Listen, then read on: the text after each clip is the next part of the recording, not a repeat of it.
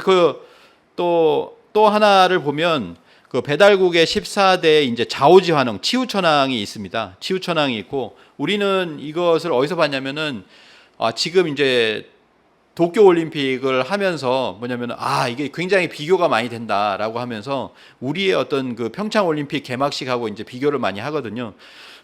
평창 올림픽에 보면 김연아 선수가 이제 성화를 채화를 하고 그 다음에 이제 성화에서 이제 계단을 쭉 내려오면서 도깨비 난장으로 들어가게 되는데, 이때 이제 일성이 들립니다. 제가 이제 영상을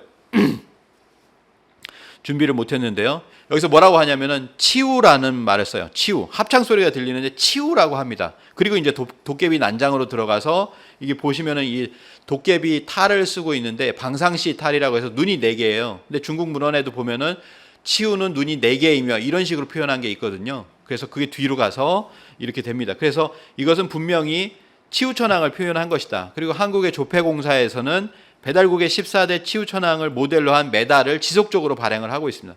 17년, 그 다음에 18년, 19년 해가지고 계속해서 오른쪽에 보면 치우천황 이렇게 나와 있죠. 영어로 이렇게 써 있는데요.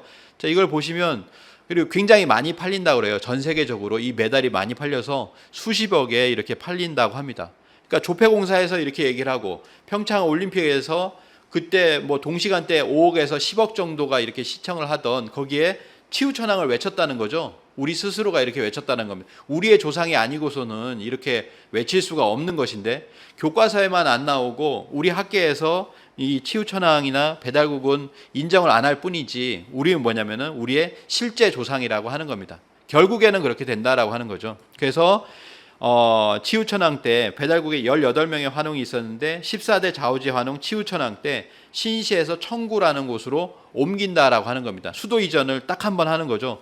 그런데 이 청구라는 청구국이 우리나라의 어떤 별칭으로 지금까지도 남아 있어요. 그래서 보면은 이제 이게 6호선인가요? 거기 보면 청구역이라고도 지금도 이렇게 있습니다. 그리고 뭐 청구 학회도 있었죠. 청구도, 여기 보면 청구 풍화 뭐 이런 어떤 책들을 쓸 때 우리나라의 별칭으로서 청구라고 하는 걸 쓰는데 이게 뭔지 모르는 거예요. 우리 뭐 학계라든지 왜 청구라고 쓰냐, 풀을 청자니까 그냥 동방이 아니냐 뭐 이런 정도로만 생각을 하고 있는 것이죠. 그래서 결국에는 뭐냐면은 이 치우천왕 때 4700년 전인데요, 금속을 녹여서 무기를 만들었다라고 이야기를 합니다. 그래서 관자에 보면 이렇게 나옵니다. 갈로산에서 갈로산에서 바리출수, 갈로산의 쇠를 채취하여 칼과 투구와 갑옷과 창을 만들었다라고 하는 거예요. 4700년 전에. 그러니까 결국엔 뭐냐면 이때부터 금속을 먼저 썼었다라고 하는 거죠.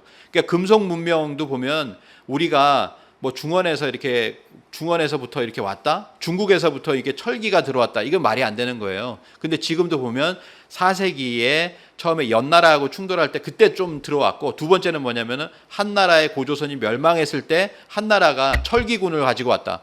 우리 뭐 고구려 주몽이라는 드라마를 했을 때도 그때 철기군이라고 이렇게 나오잖아요. 그런 식으로 해서 철기를 가진 나라 뭐 이런 식으로 얘기를 하는데 그게 아니라는 거죠.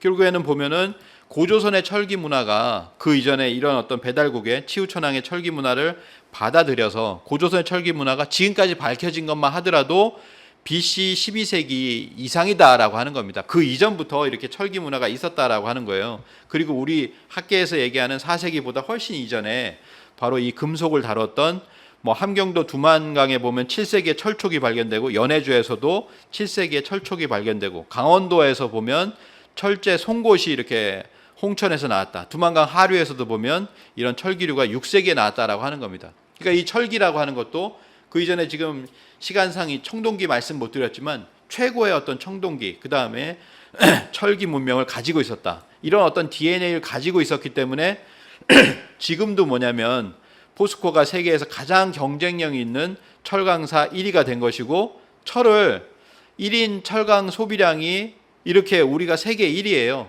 10여 년 동안 세계 1위를 하고 있다는 거죠. 그래서 철을 가장 많이 쓴다라고 하는 겁니다.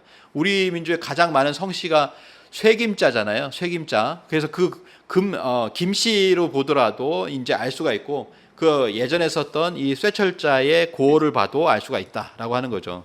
그래서 보면은 우리는 생활 속에서 이런 어떤 젓가락 문화, 쇠젓가락을 이렇게 쓰잖아요. 그리고 뭐 나무젓가락, 대나무젓가락 이렇게 쓰는데 쇠젓가락을 쓰는 이 문화를 보더라도 우리가 얼마나 이래 금속 문명의 강국이었나라고 하는 것을 알 수가 있다라고 하는 것이, 이것이 전파가 되었다라고 보는 것이 오히려 타당하다 이렇게 볼 수가 있겠습니다.